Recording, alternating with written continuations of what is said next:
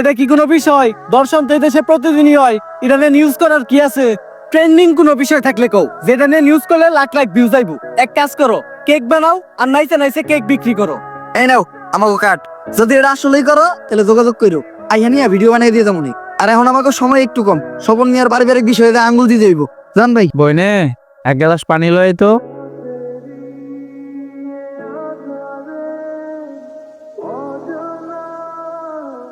আর না লাগাইতে পারলে তোর সব মারবেল আমার। ঠিক আছে, তুই একটু হইরা বয়। কে? তুই যদি অনেক বয়ে থাকস, আমি মার্বেল মারলে এই মার্বেলে না লাগলেও তোর মার্বেলে ঠিকই লেগে যাইব। লাগে না ইতে তুই সব পুরিতে। এনে এই কটা কে? আমার কাছে তো এই কটা কুটি আসিল। তোরে বিশ্বাস করি না আমি, হাতুটা তোর পকেট চেক করবো।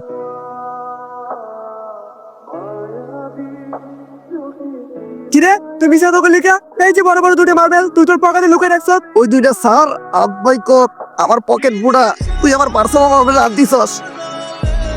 আরেকটা মার্বেল আছে যেটা দিয়ে আমি মারছি, ওইটার সামনে ওই করতে পড়ছে।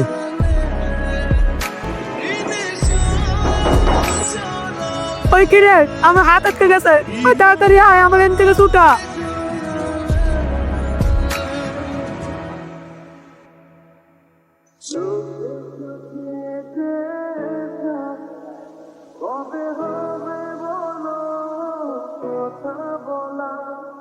সন্ধ্যারা মুক্ত হয়ে গেছে, কাউরে বাঁচতে দেবো না, সবাই মরবি, তুই মরবি, তুইও মরবি, তোর নানি মরবো, আমি মরবো, সন্ধ্যারা কাউরে বাঁচতে দেবো না, সবাই মরবি। পালা, তাড়াতাড়ি পালা, তোরা সবাই পালা। কে শুনছো না?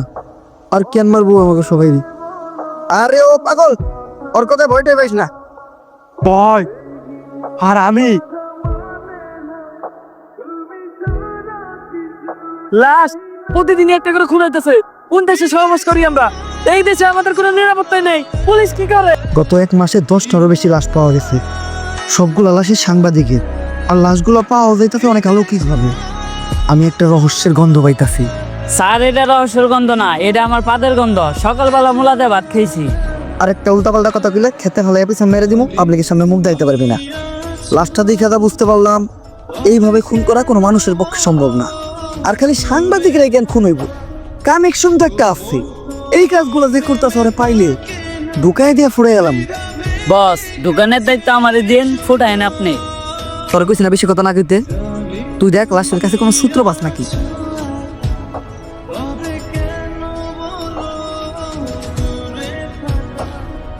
স্যার কোনো সূত্রই তো পাইলাম না। ভালোভাবে দেখছিস তো? কোনো কিছুই পাস নাই? না স্যার, লাশের পকেটে 500 টাকার কোনো নোটই আসিল না। বাই কর 500 টাকা নোট, বাই কর। গন্ডামি কর পাট পার খেতে ফেলে পিছন মেরে দিব, পাবলিকের সামনে মুখ দেখাইতে পারবি না। কি মাইরা দিতে চাই ফিরে তুই? এটা জানোস এটা কেসের কত বড় কাজে লাগবো? স্যার আমার ভুল হয়ে গেছে, আপনি আমার মাফ করে দেন। না মাফ করলাম, আপাতত 2 প্যাকেট বিড়ি নিয়ে আয়। আপনি না করলেন এটা কেসের কাছে লাগবো। এমনিতে আমার মাথা গরম, বিড়ি খেলে মাথা ঠান্ডা হইব। আর আমার মাথা ঠান্ডা থাকলে আমি কেসে মাথা কাটাইতে পারবো। এইভাবে এটা কেসের কাজে লাগবো। স্যার যা করলেন জীবনে, উপরে গেলে দিবনে। ঢুকায় দিয়ে ফুটে এলাম মনে তোরে। কি দায়িত্ব পালন করো তোমরা? খুনিদের তাড়াতাড়ি ধরার ব্যবস্থা করো, পুরো দেশ গরম হয়ে রয়েছে। এইভাবে এর আগে কোনো সাংবাদিক খুন হয় নাই। স্যার খুনগুলো অনেক অলৌকিক ভাবে হইতাছে। এই এরিয়াতে যখনই কোনো সাংবাদিক ঢুকতেছে তখনই ওরা মেরে লাইতাছে, আর কোনো চিহ্নও রাখতেছে না। স্যার এই যে আপনার বিড়ি। আর বাকি যেটি আবার চড়ি টেহা বাজছে উল্টা, আরো আমার 80 টাকা ভরার লাগছে, আমার 80 টাকা দেন। এত টিয়া লাগলো কে? স্যার বিড়ির দাম বাড়ছে। ল দোকানদারে যাইছি কেমন? আরে স্যার আমি তো মজা করছি, বিড়ি কিনছে 80 টাকা দেয়া, এই যে আপনার 420 টাকা পাচ্ছে। বাট পার ঢুকায় যে ফুটে এলাম। আরে বেটা ফাউ পেচার বাদ দিয়ে খুনিরে কেমনে ধরা যায় ওইটা চিন্তা কর। স্যার খুনিরে ধরার বুদ্ধি একটা আমার কাছে আছে। স্যার আপনারা দুইজন মিলে আমার এই বলিটা দিলেন। আরে তুই কোনো চিন্তা করিস না, আমি আর এসপি স্যার আছি। আমরা যাচ্ছি তোর কিছু হইতে দেবো না। আমার আমাকে জীবন দিয়ে হইলো তোরে বাঁচামু। এই তুই এনে থাক, আমার খুব মুতে ধরছে রে। স্যার মুতে তো আমারও ধরছে, চলেন দুজন মিলে এক লগে মুইতাহি। ওই তুই দেখার বিষয়টা দেখিস, আমরা একটু মুইতাহি। স্যার আপনারা না কইলেন আপনারা আমার জান বাঁচানোর লিগে জীবন দিয়ে দিবেন। আরে বেটা জীবন দিব তো কইছি, মুতাটকা মতো কই নাই। থাক মুইতাহি। আরে এই জায়গায় তো কেউ নাই, তাইলে আমার কান দাঁত দিল কেরা? ভূত আইলো নাকি? আরে না, ভূত বলতে কিছু নাই। তেঁতুলের আছে টক, ভূতের নানিরে পক পক। কার নানি রে পক পক?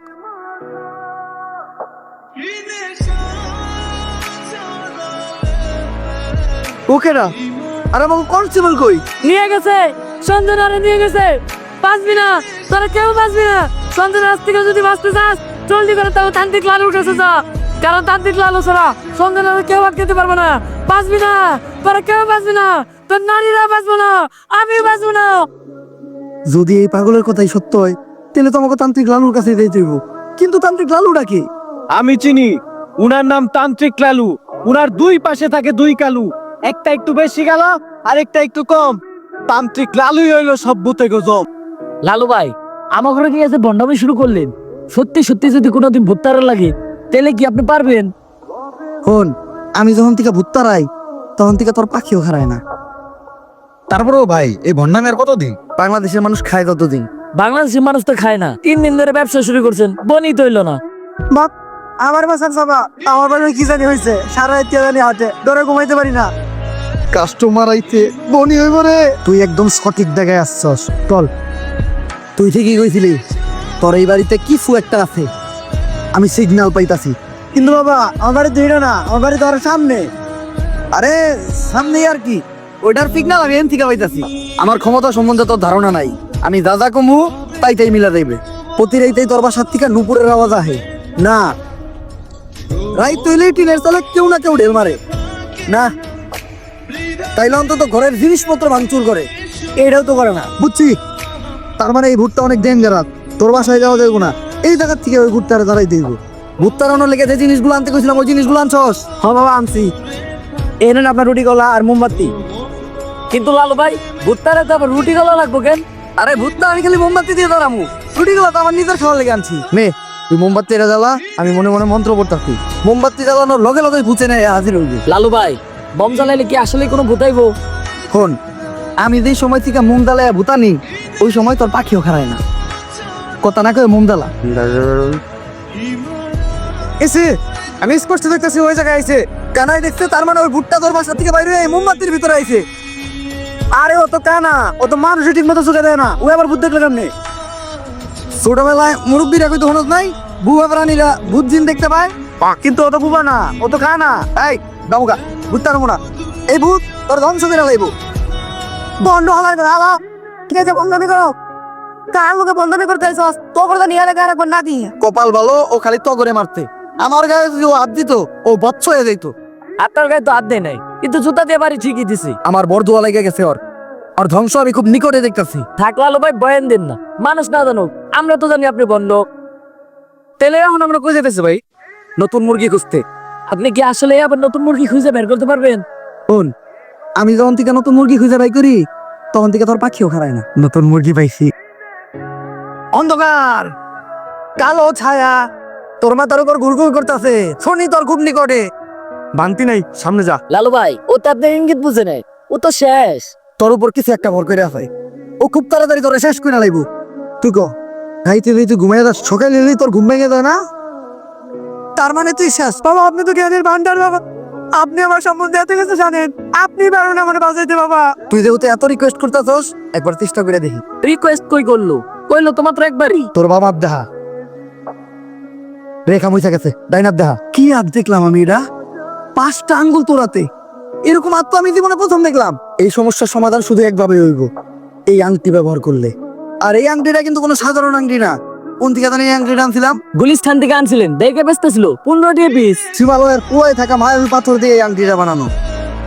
নে তোর সব সমস্যার সমাধান। আপনি আমারে বাঁচাইলেন বাবা, এখন বাবারে খুশি কর। তাই আনিমু না, তোর দাবার লাগে দে। ভাই, আন্টি কিনছিলেন 15 টাকা দিয়ে গেল মাত্র 5 টাকা, 10 টাকা লস। আর এতক্ষণ পেশাল যা পারছিলেন সব ফাও। আপনি তো ব্যবসা বুঝেন না। শোন, আমি যখন থেকে ব্যবসা বুঝি তখন থেকে তোর পাখিও খারায় না। ব্যবসায় লাভ লোহা কি? দাঁড়ান লালু, পুলিশ আমাকে রাস্তা আটকে লোকে রে। আমরা যে ভন্ডামি করি এটা নিয়ে কেউ আবার মামলা টামলা করলো নাকি? আমার ঘরে দইরা বইরা দেওয়ার আগে আমরা পায়ে দেরা মাপতে এলাই। স্যার মাফ করে দেন স্যার, আর কারো লাগে ভন্ডামি করবো না স্যার। গরিব মানুষ, করার কিছু নাই, এটা করে তুই একটা দাইল ভাত খাই। লালু বাবা, আমি তো সঞ্জনা নামের এক আত্মার সন্ধান করতে আপনার কাছে আইছিলাম। একদম সঠিক জায়গায় আইছস তুই।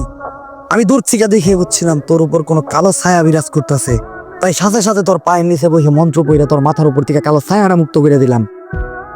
লালু বাবা, সঞ্জয় নামক এক পুলিশ কনস্টেবলে ধরে নিয়ে গেছে। শুধুমাত্র আপনিই পারবেন ওই অশুভ আত্মার আটকায়া সঞ্জনার হাত থেকে আমাকে সবাইকে বাঁচাইতে। কিন্তু এতে তো খরচা বেশি হইব। খরচ নিয়ে আপনি কোনো চিন্তাই করেন না। যদি সঞ্জনার আটকাইতে পারেন তাহলে সরকার থেকে 10 লক্ষ টাকার উপহার আপনাকে 3 জনে দিব। ওরা দুজন কেনা অগর আমি চিনি না। সন্ধ্যা আটকাম আমি একা। ভাই ভালো দিন আইলে দেখে এমনি আমাকে ভুলে গেলেন। মনে রাখেন আপনার খারাপ সময় কিন্তু আমরা আপনার পাশে আছিলাম। খারাপ সময় পাশে আসিলি না, খারাপ সময় এলে আবার তোরা আহি। সঞ্জনার মতো আত্মারে ভৎস করার জন্য আমার কিছু জিনিস লাগবে, ওগুলা ব্যবস্থা করার পর আমি তোমার লগে যোগাযোগ করতেছি। রাই তেলে বাইরে একা বাইরে তো ভয় পাই, আমি নাকি আত্মা ধরবো। এটা কেমনে করবো আমি? লালু ভাই পুলিশের তো কথা দিয়ে এলে, কিন্তু আপনার কোনো ট্যালেন্ট তো আপনার ভিতরে নেই। সাধারণ মানুষের লগে ভণ্ডামি করেন এটা ঠিক আছে, কিন্তু পুলিশের লগে ভণ্ডামি করতে যা ধরা খেলে বাইরে আপনার পুটকি চাষে চাষে ভেঙ্গে লাইব। ওই ডরেই তো আসছি। এখন আত্মা টাকার উপায় পাবো কোনে? ভাই আপনি চাইলে কিন্তু চ্যাট জিপিটির সাহায্য নিতে পারেন। না, আমার 14 পুরুষ ওই তান্ত্রিকের কাজ করে আইছে। অনলাইনের কোনো কিছু সাহায্য নিয়া আমি আমার বংশের মর্যাদা নষ্ট করতে পারবো না। দ্বারা আমি নিজেই কিছু চিন্তা করতেছি। ভাই অনেকক্ষণ তো হয়ে গেল, কি চিন্তা করলে?